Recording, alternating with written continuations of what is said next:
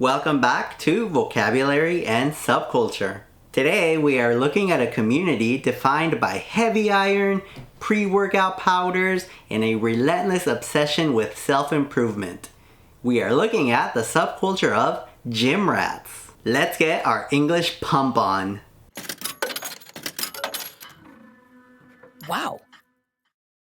If you've ever stepped inside of your local gym and heard people grunting over heavy plates, slamming dumbbells, or debating the exact optimal angle of a bench press, you've probably spotted them, your local gym rats. What began as a niche bodybuilding community in old-fashioned iron garages has grown into a massive global fitness lifestyle driven by personal tracking, intense physical strain, and dedicated routines.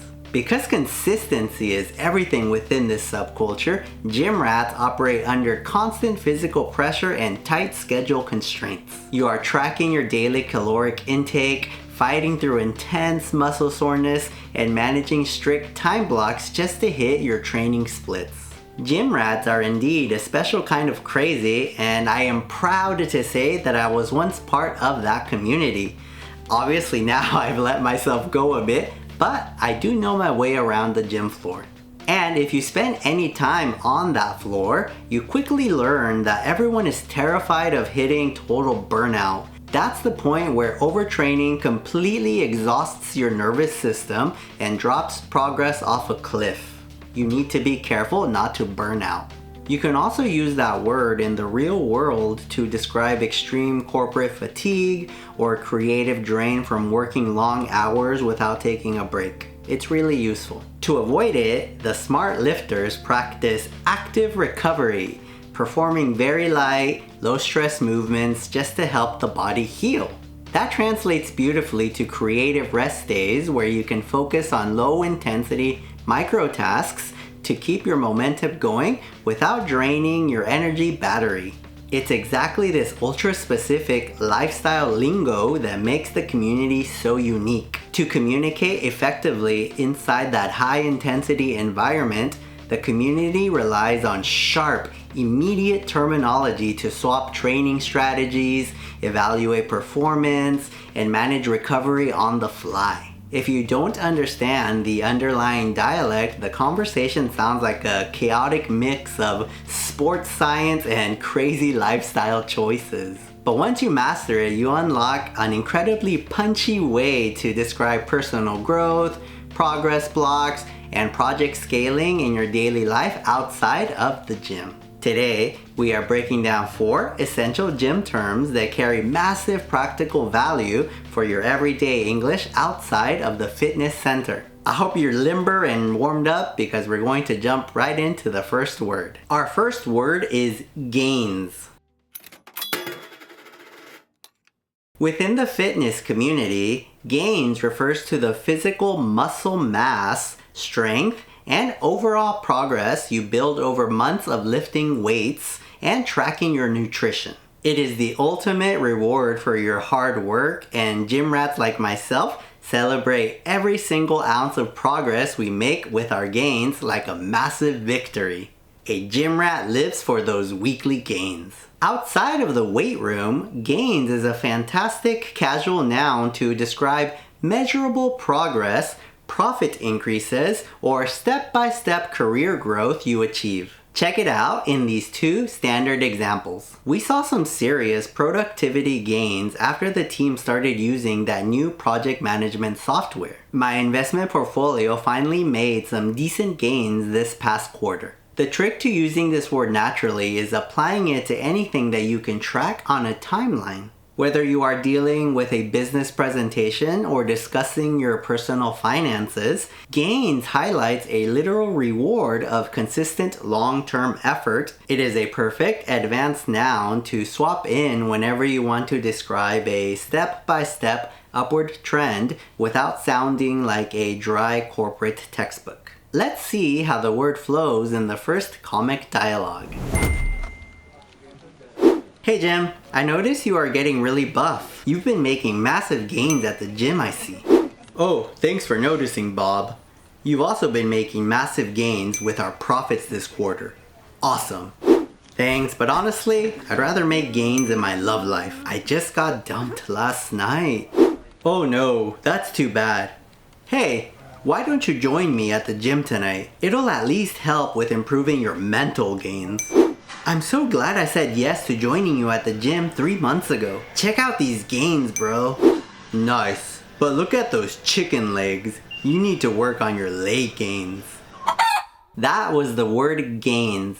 How about you? Have you made any recent gains in your personal life or at the gym? Leave it in the comments. Our second word is plateau.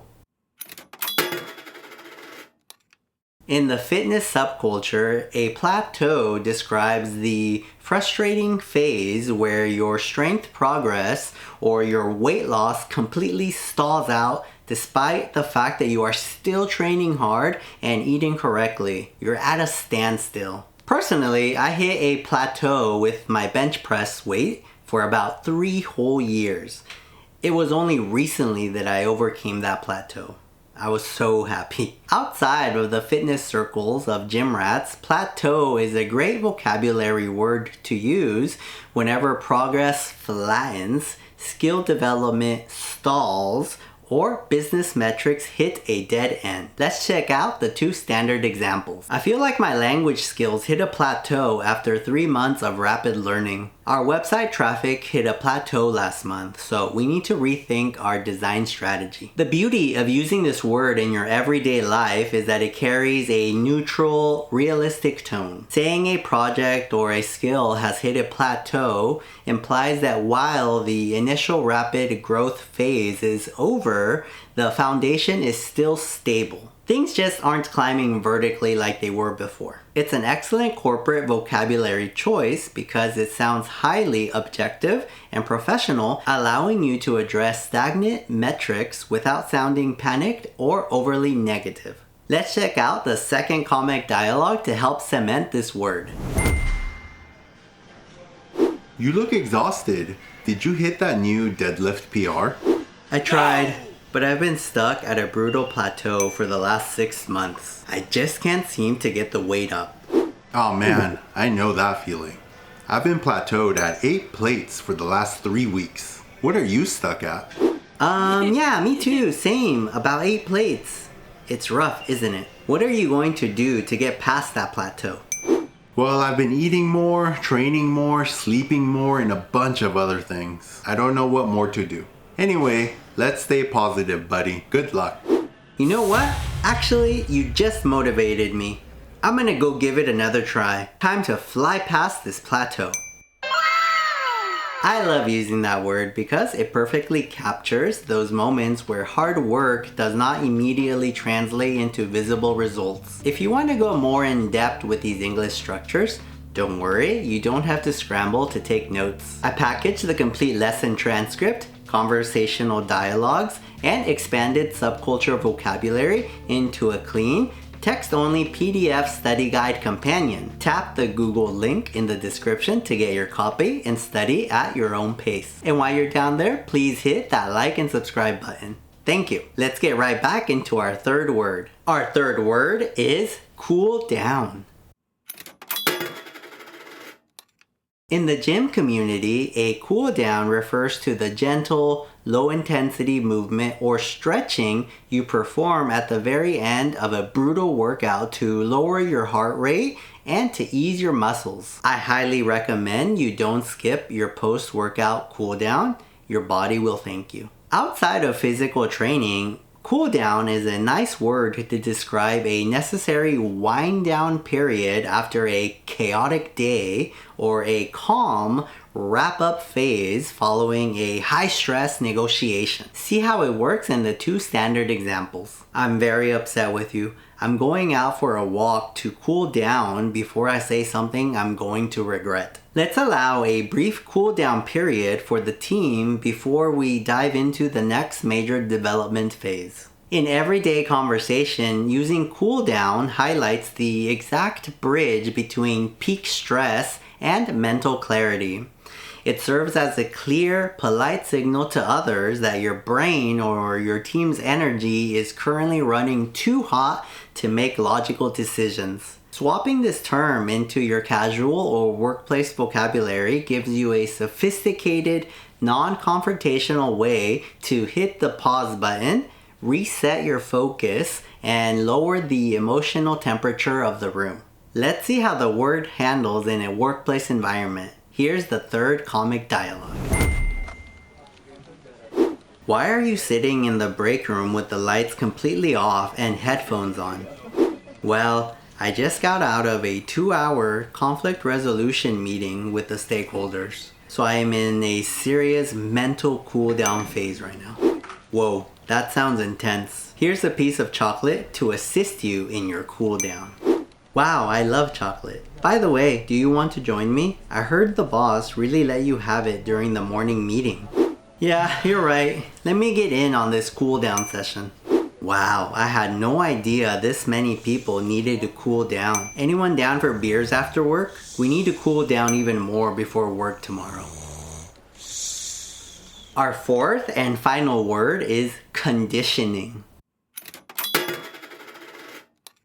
In the fitness world, conditioning refers to specific training designed to build your cardiovascular stamina, endurance, and overall physical work capacity over long periods. This means if you get out of breath simply cutting vegetables, you probably need to improve your conditioning. Outside of athletic training, conditioning is a useful word to describe building mental resilience, expanding your focus stamina for long work sprints, or gradually adapting your habits to a fast-paced environment. Take a look at these two practical examples. Working at a fast-paced design agency really builds up your mental and psychological conditioning for tight deadlines. My dad taught me that one needs to be emotionally conditioned in order to handle all the ups and downs that come with life. The power of this word lies in how it frames your habits and emotional responses as things that can be trained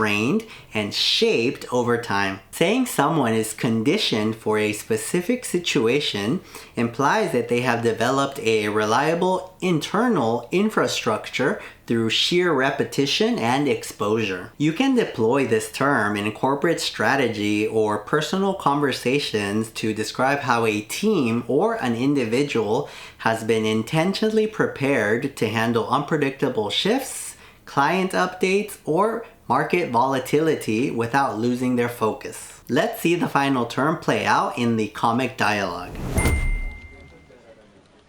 How are you managing to stay so calm while handling 3 high-profile client accounts simultaneously?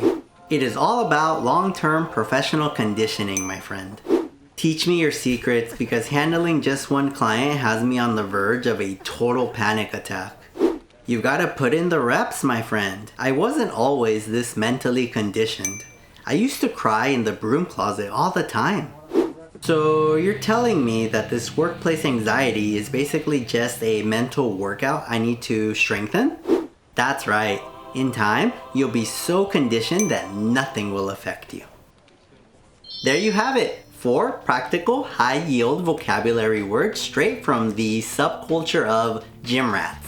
Now you know how to leverage the word gains to track clear progress, how to describe a stall in your workflows with a plateau, how to use cool down to wind down after a high-stress situation, and how conditioning applies to building long-term stamina. If you want the complete advanced lesson guide containing the full transcript, conversational text dialogues, and expanded vocabulary definitions, click the Google link in the description to grab your copy of the PDF. And if you enjoyed learning advanced English through comedy and culture, please take a second to hit that like and subscribe button. It really helps the channel grow. Thank you. And with that, thank you for watching. Keep practicing your conversational English, keep making your daily gains, and have a great week. See you next time. Bye now.